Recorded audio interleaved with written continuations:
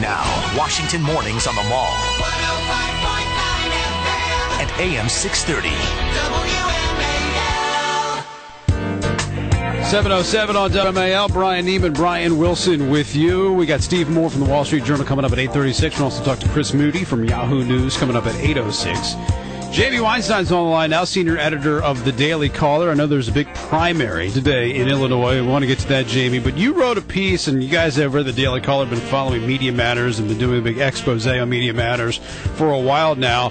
You've got a story where you've linked Al Jazeera with Media Matters. Go ahead and make that connection for me. Right. Well, it's largely through their senior foreign policy fellow, M.J. Rosenberg. M.J. Rosenberg, many of his writings for Media Matters Action Network appear as a column on Al Jazeera's website, and it's not like the column is criticizing Al Jazeera for its media bias, which you know those who follow Al Jazeera will tell you it's an anti-American, anti-Israeli bias that they have. But what it does is basically reinforce that. So remember, Media Matters is a media watchdog, but they're obviously not so concerned about the biases that Al Jazeera has.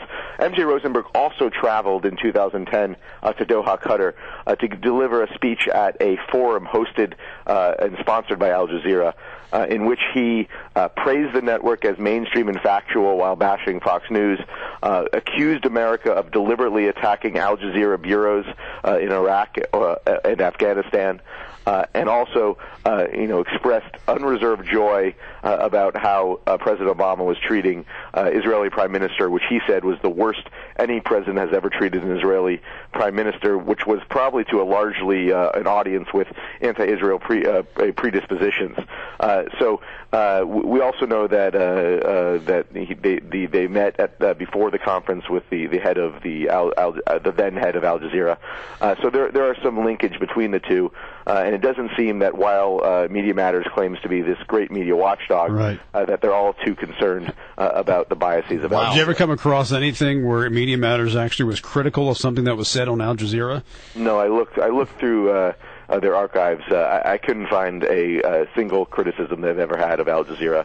And M.J. Rosenberg seems to be, just effusive in his praise of the network. Did you find any monetary exchanges? Was Al Jazeera helping the political arm of Media Matters, or vice versa, by any chance? We weren't able to find any of that. M.J. Rosenberg and Media Matters weren't willing to talk to us. It's not clear whether he gets any compensation for his column being posted on Al Jazeera.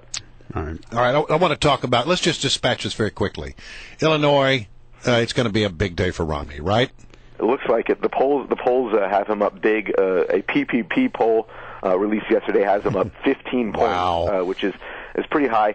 I guess, if the turnout is really terrible for Romney supporters, I guess something big could happen for Santorum, but I can't imagine the polls being this off. His Real Clear Politics average is 8.5%. It looks like this is going to be a Romney day. Well, Santorum's not even spending the night in Illinois, right? So that tells you everything you need to know. I think he got the message. All right, and there's this other story out here that I really wanted to dig into. That's Joe Biden. He's talking about the situation with the president and the raid on the Bin Laden camp, and he said it was the most audacious plan that has ever been conducted in the last 500 years. Well, he's a man of great hyperbole. Yes, I would say. Did he forget June 6th, 1944? Well, that was less than 500 years ago, wasn't it? Joe Biden's not necessarily a man of history. He doesn't really go into the details of historical events. I will give him that it was an audacious plan, but I think to speak as a military historian, I'm not sure, and I could be wrong, that Joe Biden might not be qualified to do that. All right. The other thing we were talking about this morning, did you guys report the Daily Caller on this Malia Obama vacationing in Mexico story? We reported that it disappeared from the web. Right. Okay, so Have you ever received anything from the White House? There's always this unspoken policy that you don't really report on the children of the president, right? Or it's been that way for quite some time. So she's out vacationing in Mexico. Stories pop up. It's on there for a couple of hours on the web, and then it disappears. Did the White House call these organizations? Do you think? Have you been able to track that down? My guess is they did. Well, yeah, we're not sure. We just noticed that it disappeared from the web. I would imagine there might have been some protest. Maybe they're worried that Mexico is not the safest place in the world at this point. It's not Switzerland. That maybe they worried that by promoting this and letting it be known where she is, it increased her danger. Although I would imagine that people in Mexico would know that she's on the ground, and rumors would have easily gotten around that she's there. So I can't imagine that it would have increased her danger too much. Right. I mean, my personal feeling on it is that it's something that you may want to wait until she actually gets back from Mexico if you want to make the case that, hey, is it worth the money for American taxpayers to have 25 Secret Service agents down there in Mexico while the president's daughter is vacationing? My guess is it was part of a school trip that she was doing, although nobody really knows the details of it.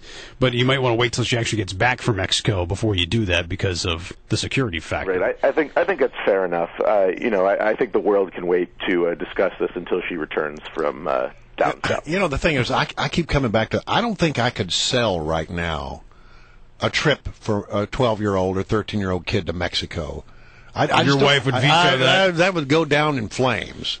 Because of the danger? Because there are travel warnings in Mexico right now. I mean, not for Oaxaca, but there are for other parts of Mexico, and I just don't think I could sell it. I don't think I could get it approved. Well, I imagine she'll be the most well-protected traveler. Well, there's no doubt about that. Yes. in some time. However, I mean, still, it's increases the danger. Some nefarious actor down there will see an opportunity to make a big splash here. So it is a dangerous operation, but I imagine they've thought about a lot of contingencies and what could go wrong, and planned to prevent them. All right, we're coming up on the anniversary of the health care law being signed into law, the BFD moment, as Joe Biden once said. And apparently the president and the White House not going to hold any type of anniversary party for that, which is another telling sign about the political aspect of this bill. Right. There was a new poll just released showing that 56% of U.S. voters want the law repealed, compared to only 39% who support it. So it's not something exactly you're going to want to run on. Something that 56% of America wants to repeal. So this is a big part of his record, but it's a part of his record that he is not going to campaign on. It looks like. All right, JB. Good to talk to you. Thanks for coming on the show. We appreciate it.